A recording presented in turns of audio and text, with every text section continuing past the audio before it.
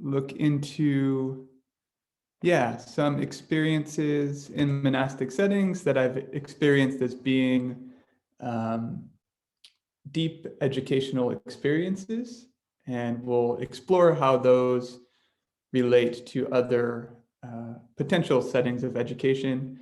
And I'm also writing a paper around the same topic titled An Ancient Pedagogy for Modern Times, Monastic Practices.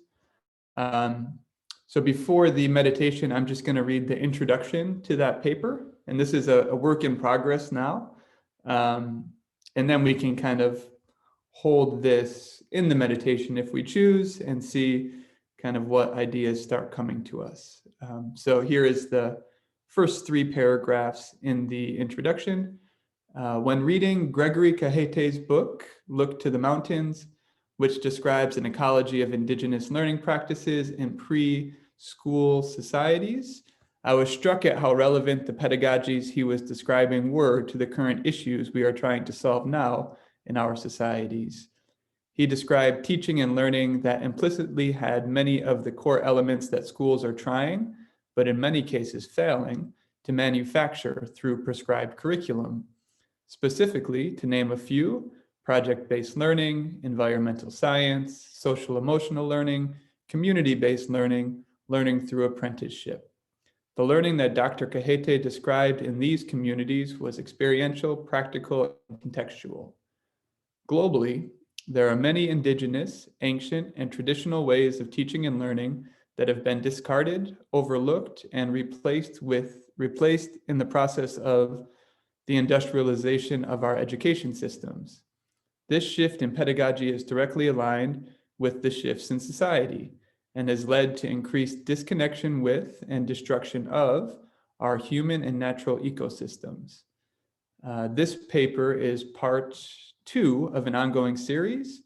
The first article described the indigenous pedagogy of the Gurukul system from somebody named Mitti's experience in India. In this article, I explore the pedagogies found in ancient monastic learning environments and invite readers to inquire about how these ancient pedagogical practices might be applied to your individual experience of learning and/or your experience as an educator. With that being said, the invitation is to read about these practices with openness and curiosity. There are guiding questions at the end of each section. It would be great for you to share some of your reflections and inquiries in the comments below this article for our situation in this conversation, and share with me any thoughts. So with that being said, with that being read, we'll move into the 15 minutes of meditation and then pick up these threads and converse around monastic practices as learning pedagogy. So I will start the 15 minutes. And I wanted to wish a happy belated Merry Christmas to anybody that celebrated the holiday, and happy any other holiday that you might have celebrated, and happy early New Year. And with the end of the calendar year, all sorts of holidays going on. For the check-in, wanted to invite each of us to share how we're doing and something we're rejoicing or celebrating from the past year. So we'll start with a little rejoicing. And anybody can start. I'll mute from now and we can just do this popcorn style.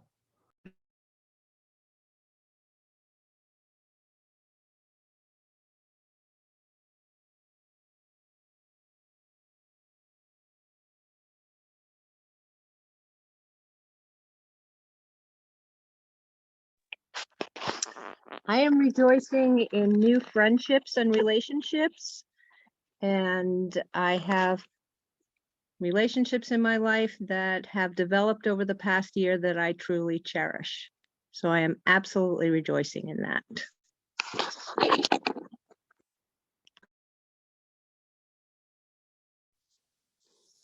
I am rejoicing in my particular relationship with Avon, who's I'm more in love with every day, and a lot of my life has become about what's good for him. I like it.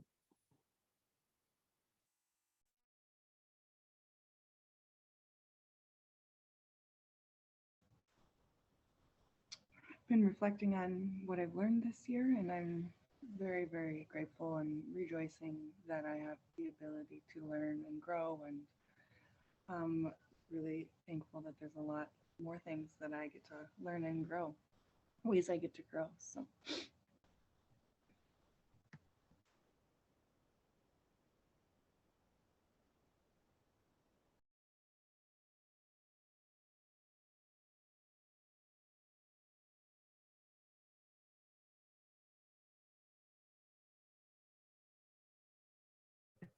Yeah, for me this year, I'm rejoicing in the deepening of my meditation practice. It's really transformed this year through living in this monastic setting, taking me to new levels of awareness and concentration and understanding and connection as well. So the ability to relate deeper and to connect deeper with myself, other people, and the environment. So I am rejoicing in that.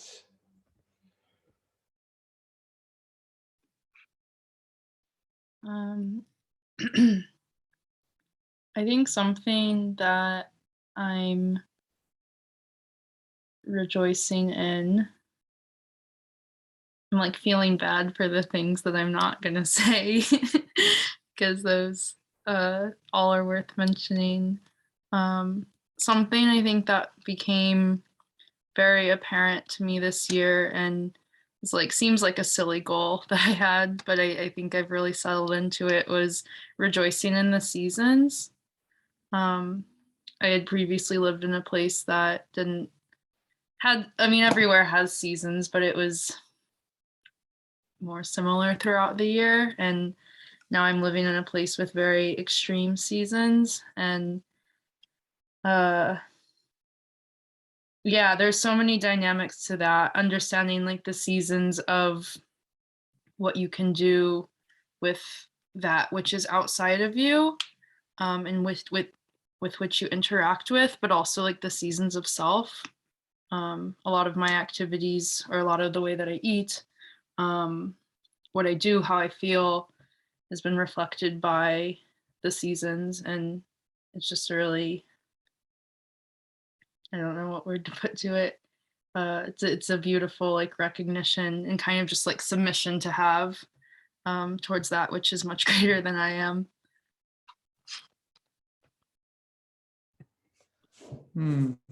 Beautiful. I love this little celebration emoji, so we can rejoice in each other's rejoicing and yeah, carry that forward. Yeah, rejoicing, celebrating. So this week, the structure of the call will be kind of, I'm going to read maybe an opening paragraph to the different sections of the article, which kind of introduce a different pedagogical aspect of the monastery. And then from there, we can kind of grow the paragraph with our experiences, with our connections, with our thoughts or ways that we see this pedagogy could be applied to different contexts. Yep, Selby, did you have something you wanted to add in here? Doesn't have to be now, but at some point today, could you repeat the name of the book that you mentioned in the opening paragraph? Oh, yes. And please don't put it in the chat because I can't read the chat. Yes, Mihai's holding it up. He actually has a hard copy. I can't see that either. So if somebody could just tell me the name. Look to the Mountain. Okay. And the author is Gregory Kahete. Cajete is the spelling. Thank you. Yep. Okay, that's all I wanted. Beautiful book. You should try to invite him as a speaker. Again, I met Dr. Cajete through Charlie when I was passing through New Mexico, and he's awesome. Yeah. Great.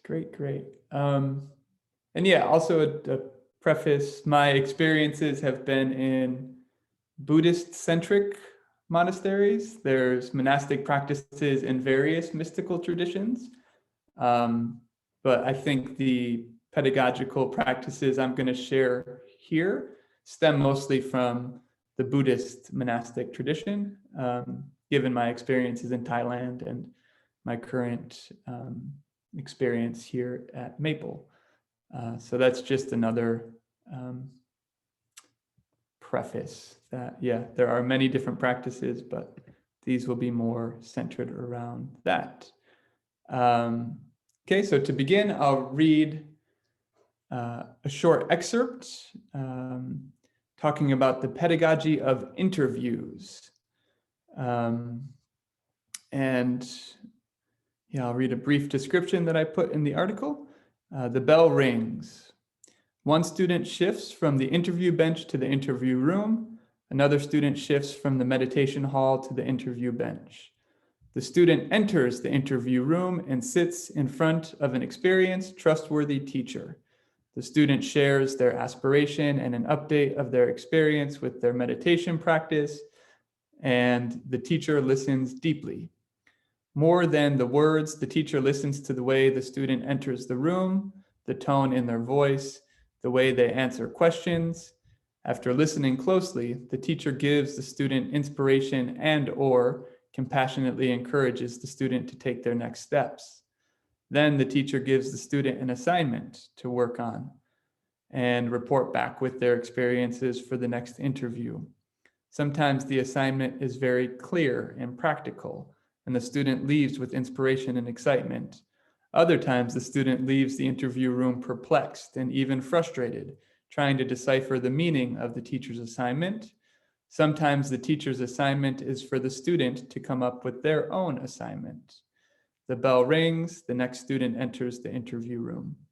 One by one, each student meets individually with the teacher.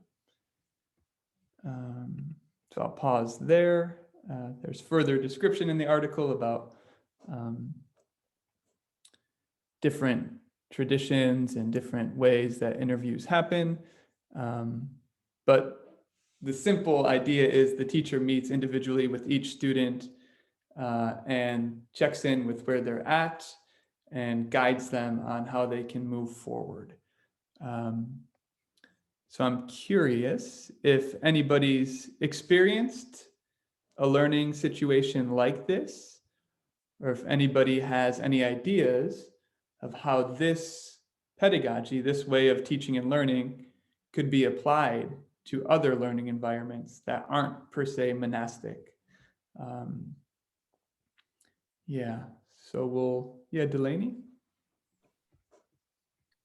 I have something that came to mind pretty quickly. Are you through with your questioning? Yep. Okay. Yep. Yeah, something that came to mind is I have had a similar experience in the university setting. As part of the degree path that I chose, I had a undergraduate thesis. So that's a project that can, I guess, take however long you want. Typically, it'll be 1 to 2 years long. And I had a thesis director for that, of which I could choose. I had 2 actually, of which you have almost full freedom to choose. There's some requirements of somehow affiliated with the university or some university. I'm not recalling them all right now. There's some nuances to it, but you're kind of picking a mentor or picking someone who has done work in a similar area. And you also have the freedom to choose like how, I guess, novel your project is. You may do a small part of your, they would be called a director. Some students would find research that really fascinated them and then just do like a small piece of that, or some would more so create full projects of their own, and that kind of would have to do with discipline, the discipline in which they're like choosing to do it in. So yeah, I guess like I share that because I didn't expect that to come to mind as I sort of like shade out more conventional educational methods, but I guess I share that as like, oh, like I have. And I guess one last thing I'll share right now is I guess from my own experience, I think who I was really and what mattered to me and self-directed learning, experiential learning, and so forth. I took that like upon how I interacted with that project. So I guess that maybe like begs a question. I guess I don't know entirely what the question is, but I feel, I guess, some curiosity there of to what degree does a student bring that, like, I guess like what I observed is even though that was a possibility and I made that a possibility for myself, not all the students assumed that sort of role. They maybe weren't as self-directed or experiential. And yeah, I guess that's just like what it was. And maybe there's a question there. I'll pause for now though.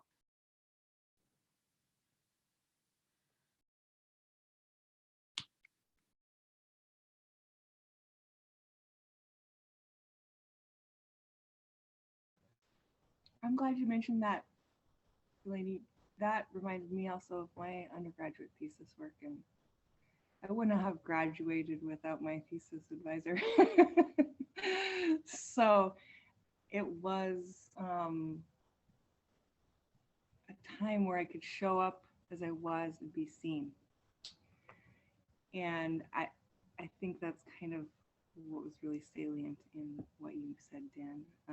And I would say that my time in writing centers has also been like that, because people come with what they're already working on in the state that they are, and they come to ask questions and be seen.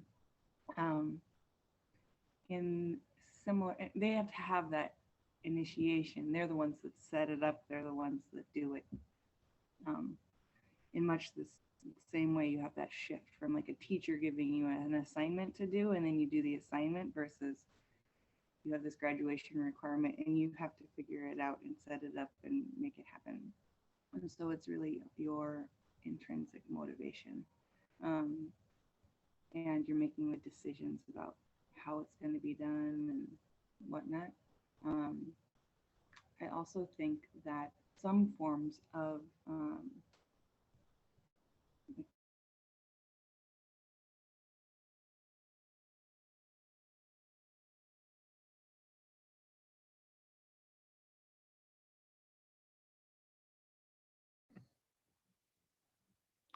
Am I frozen or is Linnea frozen?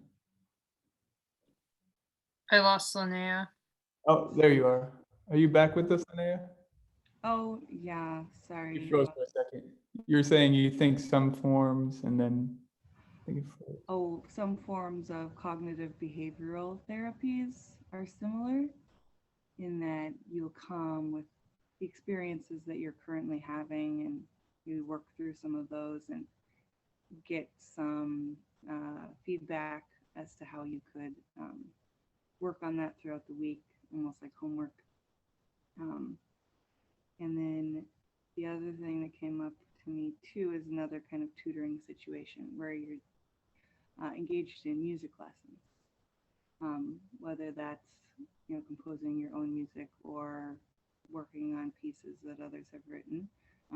You come and kind of present yourself as you are, maybe play the piece, and then talk through parts of it, or get some homework so you can either skill build or, you know, work on sections that you want to put your attention towards. And yeah, it's up to you to show up, and it's up to you how you want the session to go, whether or not you have practiced or engaged in the suggestions. So maybe a little bit different, but maybe they're all converging somehow.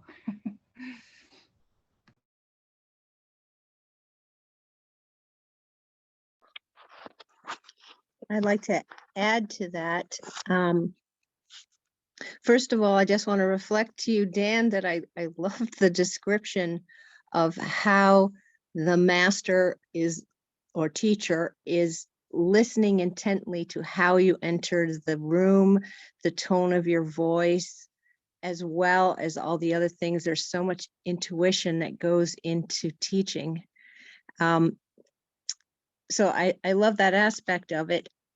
It also reminded me, and also what Linnea and Delaney shared, of my teaching experiences where I did completely individualized teaching, where each student was doing what they were doing at their own rate, and how you have to be that in tune with each person, with where they are to where you think they could go, and et cetera, in a very individual way.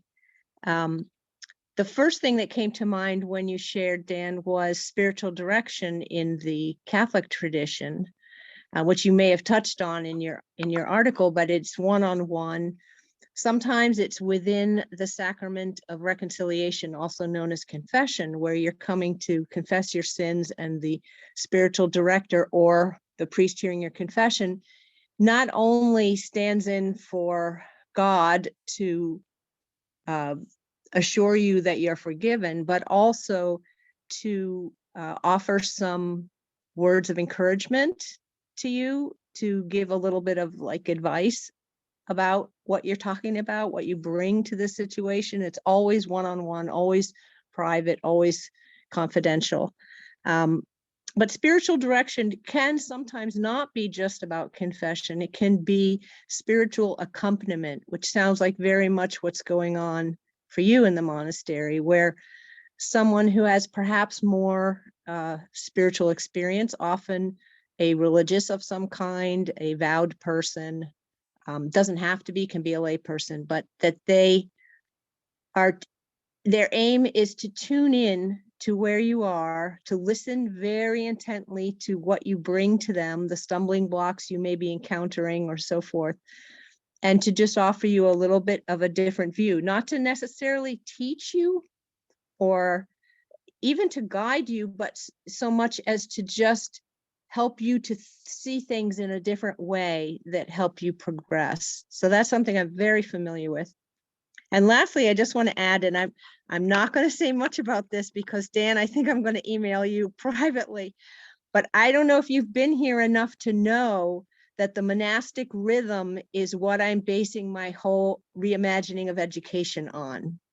And so this topic is a very hot one for me, very live. And yeah, I just love to share some of the ways my head is going with it with you in light of your experiences, but not during this, because this discussion can go a different way. But yeah, very live topic for me. So thank you. Oh, beautiful. I would love to hear that. And Mihai, it looks like you were going to unmute. Yeah, it's such a beautiful conversation. I went to kind of three places with the prompt. One is in reading the article that differentiated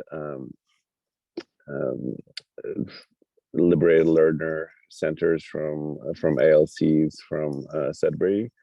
I think the only thing that's required in a liberated learner center, which is intentionally not a school, is that they have this weekly meeting with a facilitator or a teacher type. So that's and they're kind of more aimed towards kids who don't do well in schools, and they're kind of guided towards community colleges and things like that. So it's an interesting place that I know the least of all the forms of self-directed learning. It makes me want to explore it more. I also thought about office hours. Thank you, Delaney, for kind of bringing academics back into this conversation about education, and how much I got out of office hours when I was in college. And in fact, I was working on kind of a platform for coaches, et cetera, called One Connected Life. And what I was imagining is that every provider would do office hours, whether weekly or monthly. And in those office hours would be both a way for the community to meet them and benefit from their wisdom, and also for new people to come in and join them. So this power of like a frequent enough one-on-one meeting, even though to me that could be, office hours could be a little bit more public, and others could learn from your own struggles, or they could be recorded and so on. And then the other piece is my own kind of dokusan with my Zen teacher, or spiritual direction with Rory McEntee, who's one of the authors of the New Monasticism, or when I stopped by a Benedictine monastery and I had confession and spiritual direction, and I'm just really thirsting for more of that.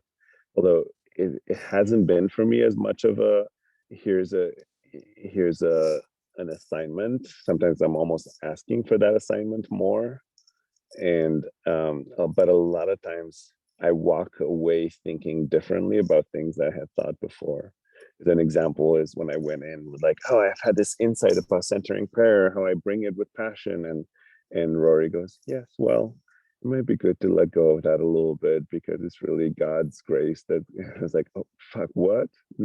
So that kind of challenge, like placing me gently in a situation where I'm invited to challenge my own prior beliefs, which ironically I was kind of flipping through this book, as my meditation, and they were talking about how a big part of indigenous teaching is to actually encourage that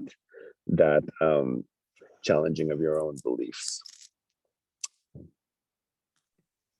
Yeah, beautiful. And in that book, Gregory describes the indigenous master as a pathfinder, which I love that phrase, or that concept of a person or a profession, somebody who helps somebody find their path.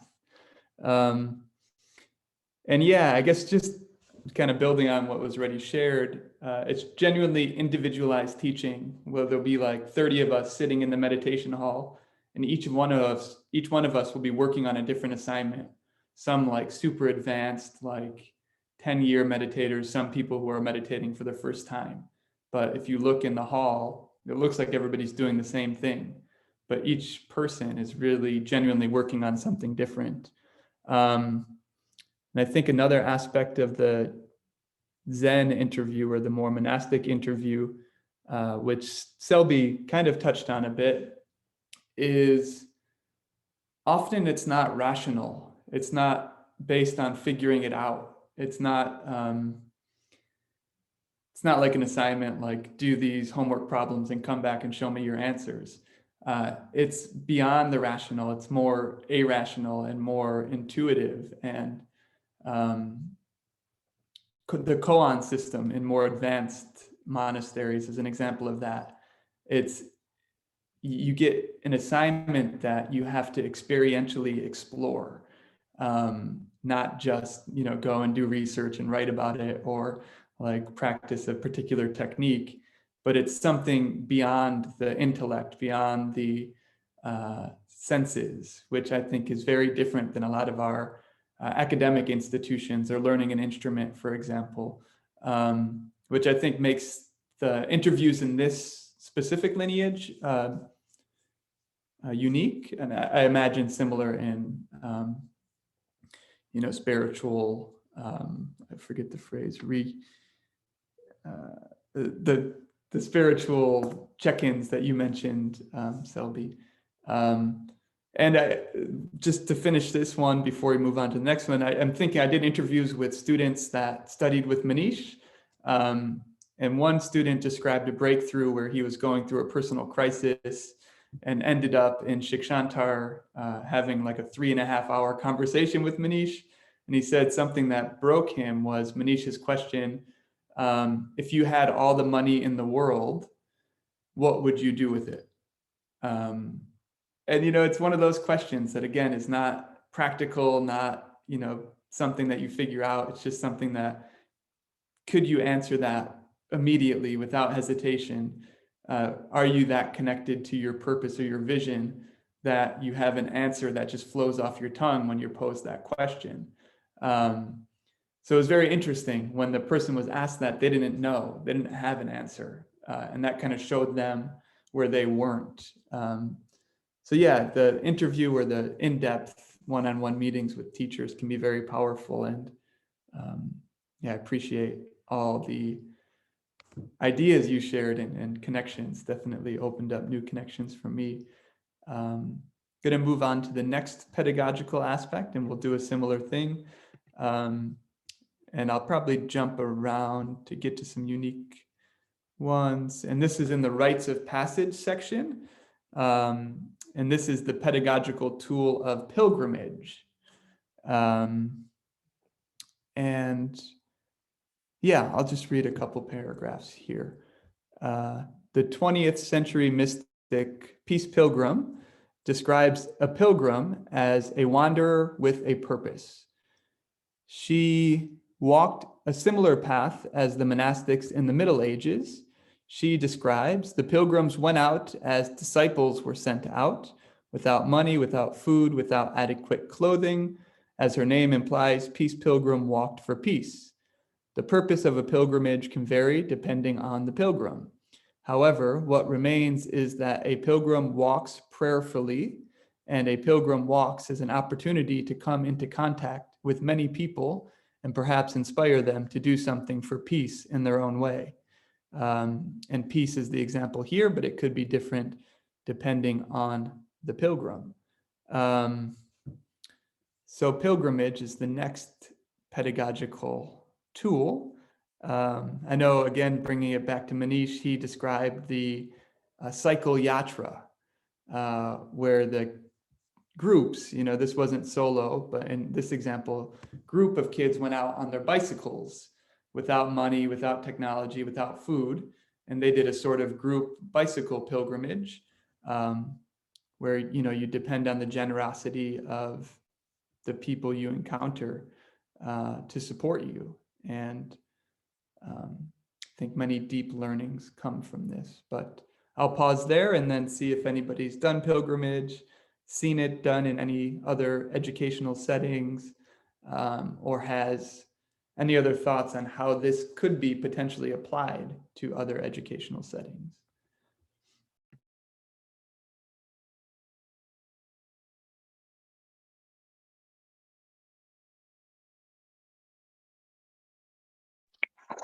I can share about this. Pilgrimage is a very strong tradition in the Catholic Church. And unlike what you described with Peace Pilgrim, pilgrimages in the Catholic tradition always have a set destination. You are making a pilgrimage to a shrine, a place, there's a connection to the land in some place.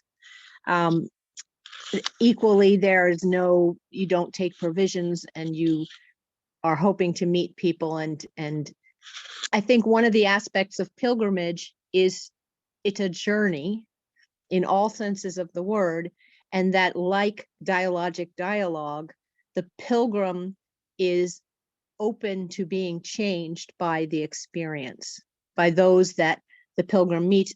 I think perhaps the pilgrim, as you described with the Peace Pilgrim, would in fact change others, but the pilgrimage in the Catholic tradition is a more humble sense of being changed by the place that you're going to, by the process of getting there, and by the other people who will accompany you.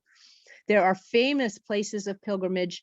One that comes to mind is the, I'm trying to think what it's actually called. It's to the the Basilica at Compostela in Spain, and it's the shrine of St. James the Great. And it's Camino a Santiago.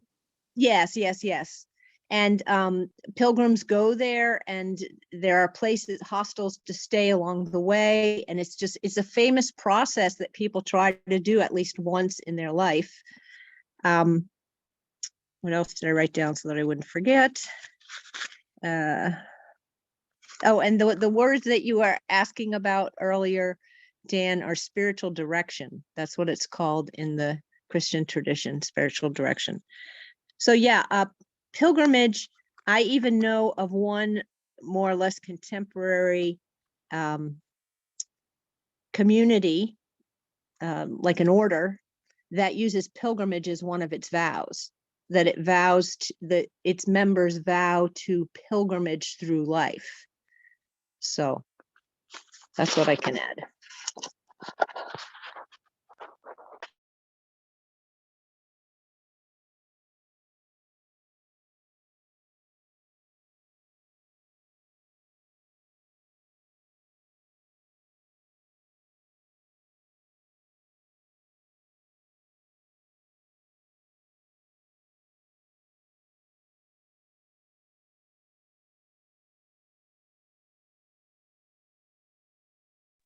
Actually, I just thought of two other things. Sorry.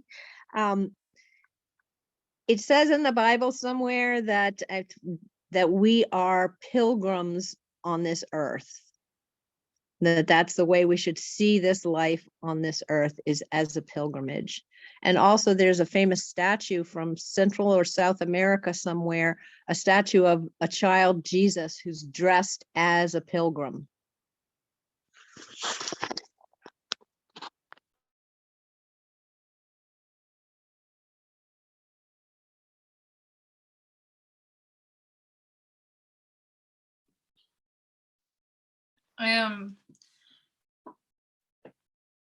I think some of this may be specific to pilgrimage, and some of this I think will be like thinking about what's been termed pedagogical, is that, if I'm saying that right, pedagogical tools. I guess Selby brought something interesting up when I'm actually unsure what religious order vows to pilgrimage, but vow has been something I've been contemplating perhaps for a while, but I've like now had the words to associate to it more intensely the past couple of weeks. And I think that's, maybe I would just go a step beyond pedagogical tool, where that kind of sounds like something which will be adopted for the purpose of teaching rather than a way of being. And when I think about how ways of learning and teaching, which in my mind like eventually become the same, how that is going to work is by like a change of heart, by the beingness of someone and who and how they act, rather than what what they choose to implement. I guess I say that because as the person, I guess, is, whether it's like taking the path of vow or commitment or intention, there's like lots of just like words that aren't always useful to describe. As that is just a piece of both the learner and the teacher, I guess how I understand it, the act would then follow, which maybe would go into a bigger question, perhaps not for now, but for later, of how do people, is it through practice of like applying these tools or doing these actions, like through practice, does that develop into a person and who they are in a way in which they just act that way? Or I guess I'd be curious on, to use a really sterile word, like the training in which a person would have to become this sort of learner or teacher. And I guess like that's my last note here is, I appreciate what you said, Dan. I forget at which point, but earlier on in the writing, that it's something to reflect on both as a student and as a teacher. And I do see these characteristics, I guess, per se, equally important, and it almost seems like a mutual exchange. So to bring it back to the pilgrimage, like the pilgrimage is both open to the experience to changing them, and those who are likely changed by the pilgrim's experience are open to being changed. So it's like a huge thing in a society that doesn't like change.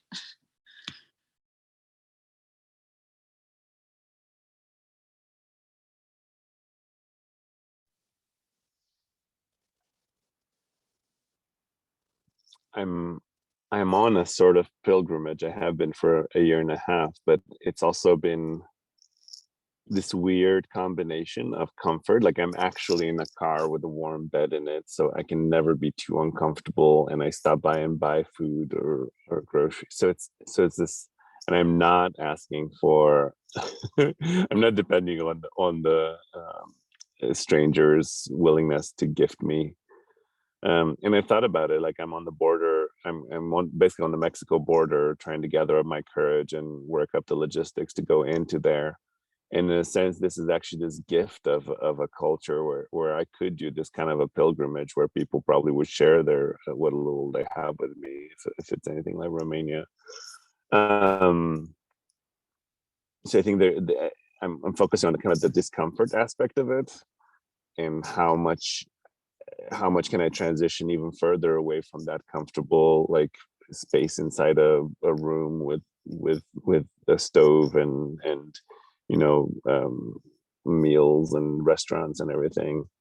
And then I was reading this stuff from Look to the Mountain, from the very last page. From the indigenous perspective, true learning and gaining significant knowledge does not come without sacrifice and at times a deep wound. Indigenous teachers realize that only by experiencing extreme hardship and trauma are some individuals ready to reach their maximum level of learning development. The ritual incorporation of life's hardships into such ceremonies as the sun dance transforms the reality of woundedness into a context for learning and reflection. In this way, the wound or traumatic life event is mobilized to serve as a constant reminder of an important teaching. As long as the wound or the repercussions of an event are used to symbolize something deeply important to know and understand, they provide a powerful source for renewal, insight, and the expansion of individual consciousness. So there's part of me that kind of like knows that I need to be more open to being wounded, and another part that's kind of resisting. And this is kind of answering the more general rites of passage, idea, as which is just another, of which the pilgrimage is just one example. These are some. Oh, and the final thought is we visited the Springhouse School in Floyd, Virginia, and I remember they were talking about how some of their seniors weren't there because they were just on a journey somewhere. And Jenny was like, well, we don't quite know, but it just seemed like there was nothing we could offer them here, and she just had to go figure something out. So it's just like this interesting idea that so cool that at that school there's space for it, and so uncool that in most of our traditional places there is no place for that. So how do you work that into like a school district, right, with lawyers and stuff? So good question.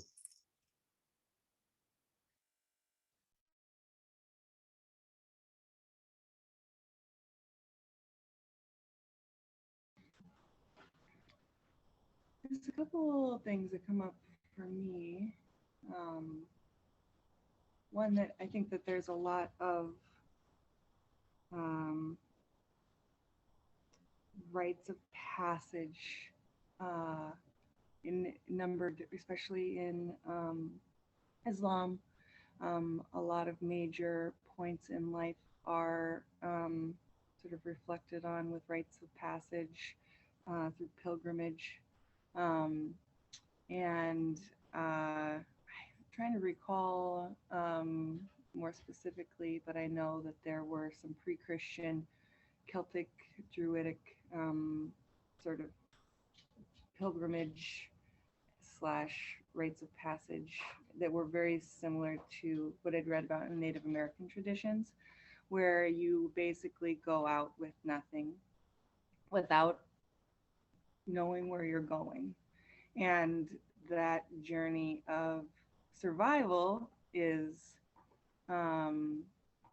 maybe emphasized more than on a pilgrimage where you know where you're going and whatnot. And so it makes me think in modern day, I think we have a few, Andy, I'm sorry. She's like, we got 14 inches of snow. She wants outside every 10 seconds. She's trying to get my attention every way possible. In the Eagle Scout, Boy Scout, now Scout tradition, there's a rite of passage where you go on a 50-miler and show your survival skills. I think that feels in this vein. I also think of in my upbringing, we did a lot of prayer walking, which also involved pilgrimage, sometimes prayer walking from one town to another or through a town, or scheduling 48 hours or a week long time of prayer walking. And that feels also similar. And strangely enough, also connect this with times on the trail. So people I know who have done like the entire Appalachian Trail or the entire Pacific Crest Trail, which takes months to do for most people, typically invite this kind of participation in a different kind of culture than we have off the trail. In sometimes even adopting a new name or renaming yourself based on your experience on the trail, acknowledging how your identity is forged because of your time, relying on others, almost a sort of gypsy sense. And I see that in a modern way in what I would call like groupie culture. There's people who I know of who like pass through this area every year as they go through like the festival scene. But many of them are traveling with almost nothing and rely on what is there when they get there. One specific group that does this, that creates their own economy, is the Rainbow Group. I don't know if you're familiar with them. Yeah, so I think in my own life, I never thought about it until you said it now, but the few times that I have had an opportunity to have like a vacation day or something that was like on a conference trip or whatnot, a lot of times I'll try to like not schedule anything and I'll just go out and see what happens and start talking to people. And I've had some of the most amazing experiences. I ended up one time like camping on the beach, on California beach off Highway 1, like with the ocean like 2 feet away. I had at the start of that day, I had nowhere to sleep and I was just gonna like sleep at the airport, but I was offered camping equipment. I was offered all the food I need. I had like my favorite meal prepared for me on the beach by other guests that were there that I had just met. So it's really, really I think one of the funnest things I've ever done to just be totally open and just walk into that openness. And there's some really amazing women, not just women, but biographies that I've read of women who have walked like or spent their lives walking across the country. Or there was one woman who walked all the way from like New York back to Siberia. These famous travelers, it's really fascinating. So you can take like just a day, or you can also take like your entire life to make a pilgrimage. Beautiful. Yeah, I love the framing too, as we got to in a previous week, like everything is meditation, everything is spiritual, and everything is part of the pilgrimage. We're all on pilgrimages, and framing it that way, being open, and the word participation is really beautiful in this, how we participate and change and be changed, like dialogic dialogue. Yeah, I think those are beautiful connections. And Delaney, when you were talking, I was thinking of your studying abroad and seeing study abroad programs almost as pilgrimages, where you're sent out, whether alone or with a group, to another culture to really be changed. You're not going out to change, although, it's mutual. There's opportunities for exchange in both directions, but really, when thinking of that in relationship to the qualities of a pilgrimage, it sounds like that might be a way that universities are enabling students to pilgrim. But yeah, maybe we'll go through one more pedagogical aspect. There's a few more that we won't get to, but this one is harmony through community. And I'll read two paragraphs. One is, traditionally, monastic life has been accompanied with living in community. The temple that I ordained at in Thailand was in the lineage of the Thai forest tradition and followed very closely the Buddhist teachings. Many of the monks there saw the monastic community, the Sangha, as their family. For me, it was one of the deepest experiences of unconditional love that I had felt in my life. I had the feeling that nobody wanted anything from me nor for themselves, and that each person was there to serve the community. And then later in this section, through living in community, we rub up against each other quite often. This commonly results in conflicts. Often ego, selfishness, and personal preferences are at the core of these conflicts. Through these conflicts, we are forced to reflect on our actions. For me, it has been very interesting to explore the times when my personal preferences do not align with the needs of the community. It has been a tangible experience of harmony. And to start the section, there's a calligraphy painting that says harmony is best, which was done You're by reading art. from the book, or you're reading from something you wrote, Dan? This is from something I wrote. Is that This is- accessible or published somewhere? Yeah, and actually it's a work in progress. And in this talk, I was like, hey, maybe Selby would want to collaborate and add her experience from the Catholic tradition, and maybe Linnea would want to edit the paper. It's for ecoversities. It's very much, yeah, Awesome. I can take it any direction I want. But yes, I can share that with the group to see if anybody feels called to support or co-write or collaborate. But we can save that for later. Yeah, does anybody have any thoughts on community living or how that relates to education, teaching, learning, their experience? And we have, we'll try to close around 1:26 to do a closing round of reflections. So about 14 minutes to discuss this one. So I guess be mindful of time in your shares. I'm wondering if you could at least name the other principles that are in your article before we talk about this one.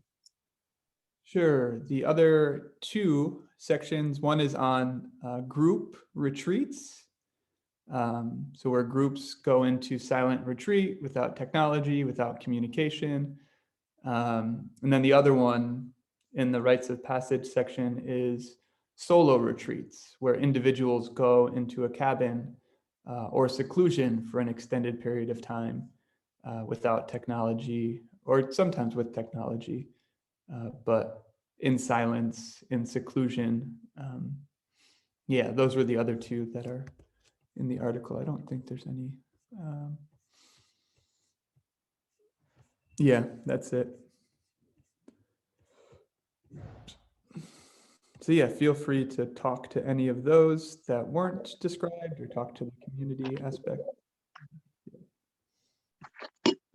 I have just a couple thoughts about community. In the Christian tradition, God is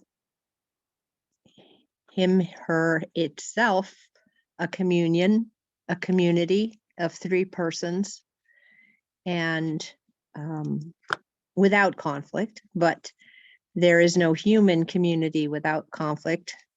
And the family is the community we are all born into, mostly, and is a place where everyone's different personal preferences and personal idiosyncrasies rub up against one another, and where we learn or don't unconditional love, despite all of that bristling and difficulty and aggravation. So I think intentional community can be a beautiful thing, and people sometimes aspire to that being devoid of these elements of friction. But I think the friction is God's way of purifying us. As you mentioned, this is where you learn, why is it, where you can reflect, why does that irritate me so much? Here's my mirror, let me check it out. But I think that community is not for the faint of heart. It's challenging, and I think that it's something we were made for, whether it's a family, large or small, or an intentional community. If God is community, so must we all be. But it is not absolutely easy and without strife. It is a way for us to learn. It is the learning environment, if you will.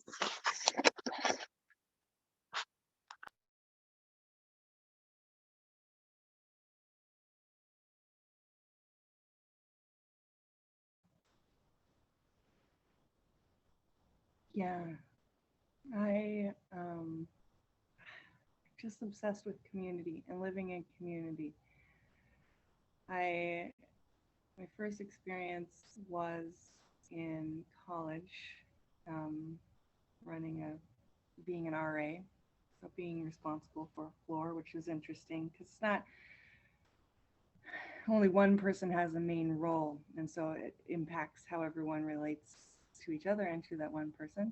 So you have like these hierarchies of power that have to be constructed somehow, whether it's roles or whatnot. So that was really interesting. And then after that, I started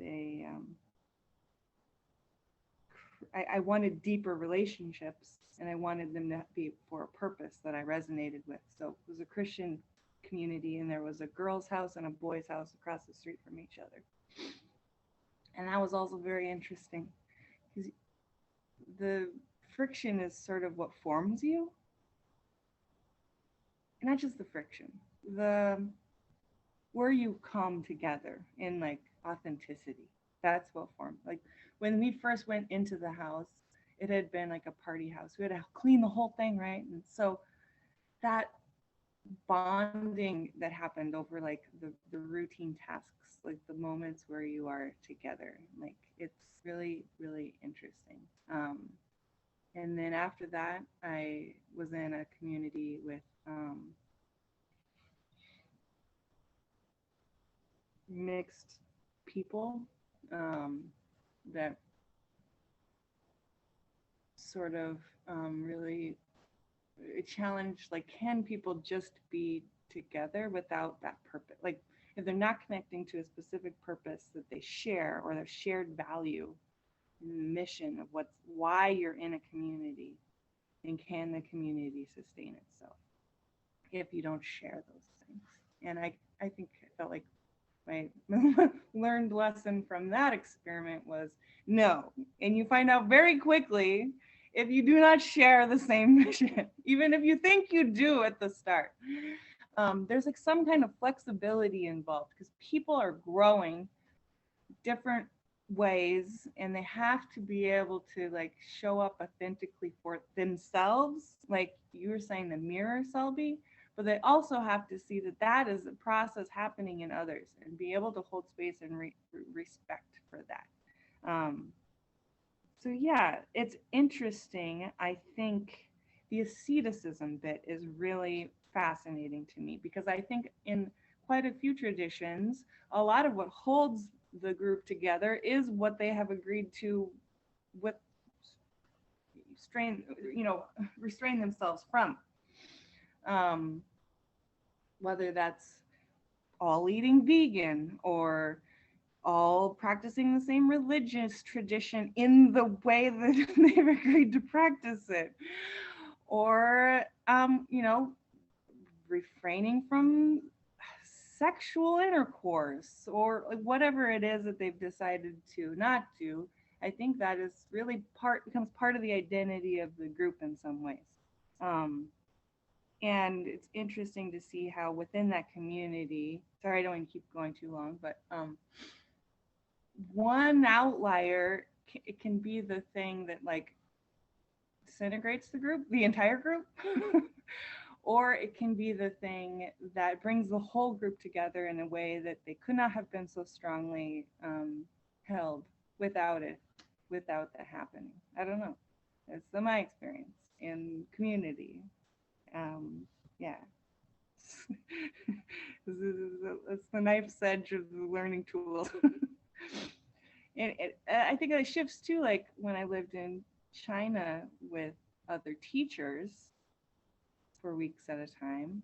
It was very, very different, but we're all there for, it's still the same. The purpose is the same. We're sharing meals. We're like sharing all of the, when you're sharing like cleaning and all of those sorts of daily adventures, like that's where, for me, it really feels like there's magic happening. Like, not everyone owns a hammer. There's only one hammer. We all share the hammer. I like sharing hammers. We don't all need a hammer, in my opinion.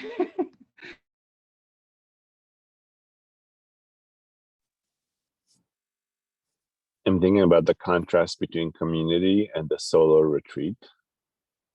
And there seems to be a tension of opposites that's really important. And I'm definitely pulled much more to the side of community. I feel like I've learned through community, I've built communities and so on. And a friend of mine on Christmas called, and she said that like her roommate left and she can't be alone without being high.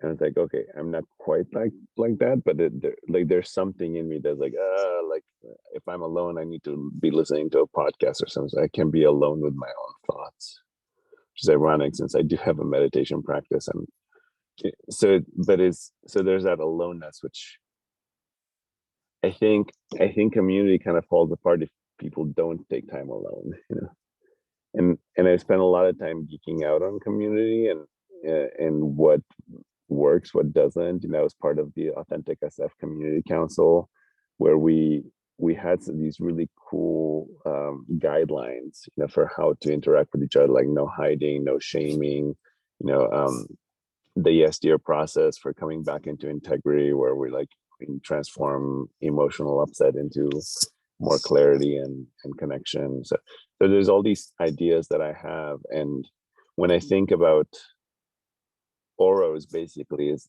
or these Monday calls are a community, and so I've been envisioning a way that like, how do people come together?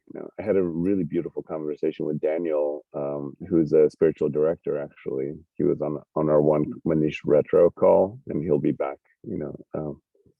But he was talking about how in our society, people keep talking about how much they want community, and they're like, cool, how about we do this? And I'm like, no, I need to kind of have my own space or something like that. So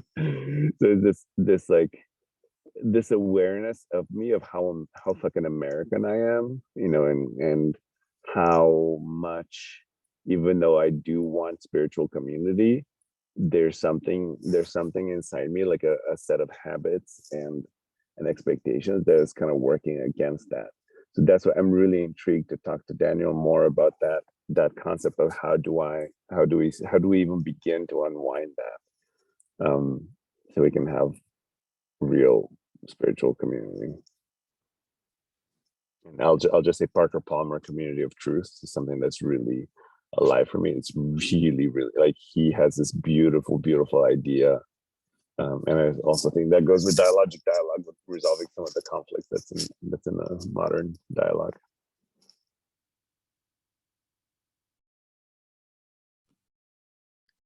I'll hop in.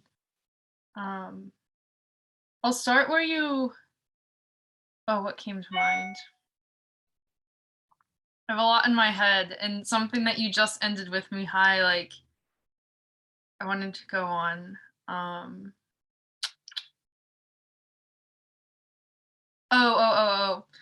I guess like this is one question that I won't spend too much time with, and maybe we could return to as a group later, is yeah, like a community certainly brings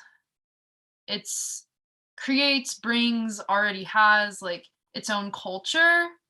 And it sounds like what you were saying is like having, or at least like the pieces that I can resonate with, having been raised and lived and assumed like under a certain culture, it goes to like the level of identity, and to kind of like let that slide off to enter into a community, particularly one that may be very different.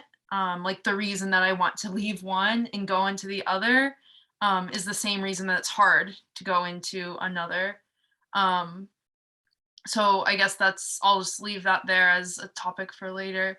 A second thing, kind of with what Mihai had just said that I was thinking before you said it, Mihai, was the contrast between the solo retreat and community.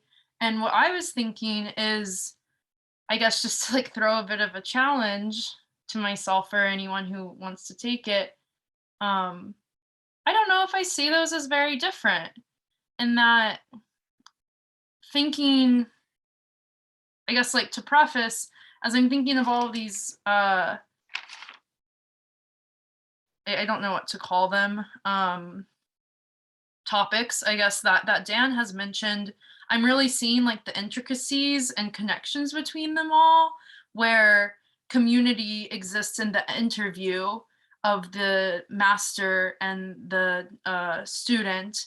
The pilgrimage works because you're both solo retreat, but with others. Like it's this fluid thing that is always happening, where it's not like this large divide between solo retreat or community.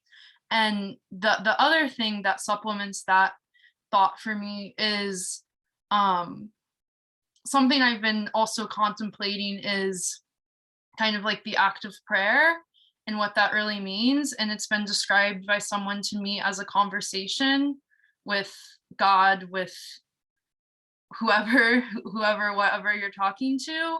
And that's actually been like really comforting to me recently, in that you can like sit and act like you're alone and like really feel alone in your own thoughts, or you can be in conversation with what you're in conversation with.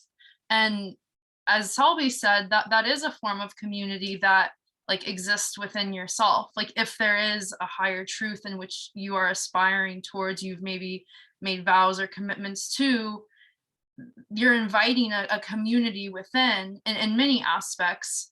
One of which would be, you're not like the sole possessor of that truth. It's maybe a lot of other people currently existing or previously or will exist on this earth who are committed to that, and then much more creation beyond that. I'm not even sure humans can hold it all. So in that respect, like you're actually creating, or I don't think you are creating. That would be ego getting in the way and perhaps wrong. You're inviting in a community which already exists, and like allowing yourself to access like that which is already accessible to you. And then one more thing, I guess, about this not really seeing a distinction between solo retreat and community is, maybe this is like going way out there, but am I not in community with my pen and my paper when I'm taking notes? And I could be doing that alone in the woods in a cabin. And am I not in community with the trees who will give me shade after I've gone for a walk and I'm hot? Am I not in community with the water which I drink once I'm thirsty? So I could go on and on asking kind of rhetorical questions there. Maybe there, I guess, like, yeah, I guess I just want to think about that. I don't necessarily have answers, but yeah, something that has been with me is like really questioning what it means to be alone, or if I'm ever actually alone. Yeah, wonderful. And I love where that went. And I guess 2 points before we go into closing reflections. One is that in the monastic setting, the solo retreatants are very much supported by the community. Like, I'm the meal person for one of the solo retreatants, so I have to prepare their meals and get their meals ready for them every day. So even though they're on their own, they're still a part of the container of the monastic setting. And they're still very much with us in presence and energy, even though they're silent and doing their own thing and often not present in the physical form in the spaces we are. So there's still a support that's there. And there's still a connection that's there. And also from internal family systems, from IFS, where they see the individual as made up of different parts. You can think of yourself and your different parts as a community, and that solo retreat or that time alone is really time for you to align the community that you are, your being is. And it's the same thing. Like, whenever there's conflict in yourself, it's often that ego or that preference or the grasping or whatever it is that comes up that creates that inner conflict. So it's really the, community of many people, or the community of the different parts of yourself, are very much the same. And it's just the different pedagogical tool, whether we're talking about living in community or doing solo retreat. It's just a way to work with the different aspects more in depth. But there's much more to be said. I'm sure each of you have much more to say and to add. But for the sake of time, we'll just do a quick round of closing. We're already 1 minute over. So maybe we can just close with 2 words or one sentence that you're leaving with, that maybe something you want to explore more, maybe something that you learned or that you're inspired by. Yeah, a few words or one sentence. We'll keep it short. And I'll start by exploring interconnections and pass it on to Mihai.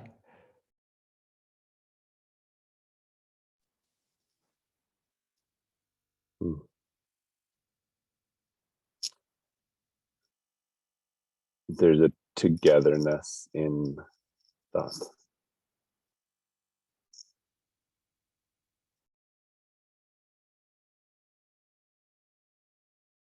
And I'll pass it to Selby.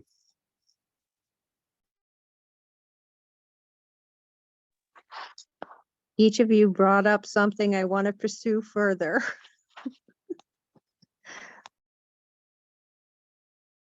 And I'll pass it to Linnea.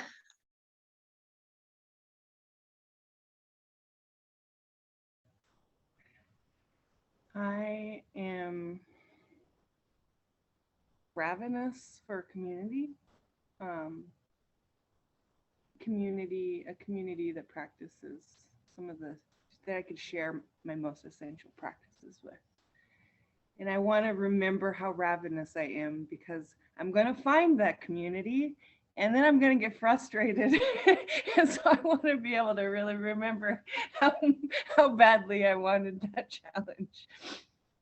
I'm going to pass it to Delaney. Yeah, I think the words I wrote were bringing into reality. Like, yeah, I'll leave it there. I could go.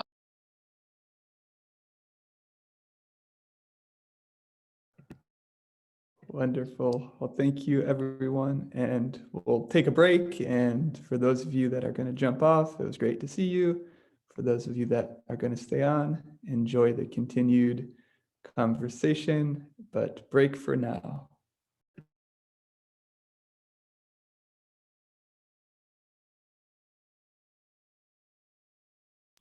Bye.